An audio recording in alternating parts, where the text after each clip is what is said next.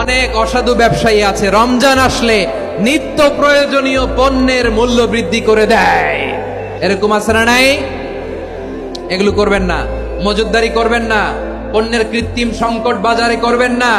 আপনি লাখ টাকা কামায়া ভাবছেন যে রোজাদারদের কষ্ট দিয়ে ধনী হবেন, এমন রোগ আল্লাহ আপনারে দিবে, কোটি টাকা দিয়েও আপনি হাসপাতালের বিল পরিশোধ করার ক্ষমতা আপনার হবে না। খবরদার। শেষ বয়সে দেখবেন কি কষ্ট আপনার হয়। আপনি রোজাদারদের কষ্ট দিচ্ছেন, আল্লাহ আপনার সুখে রাখবে?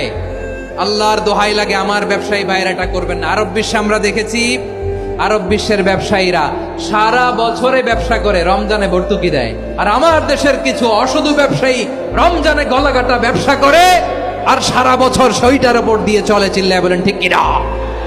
করবেন না, এটা করবেন না।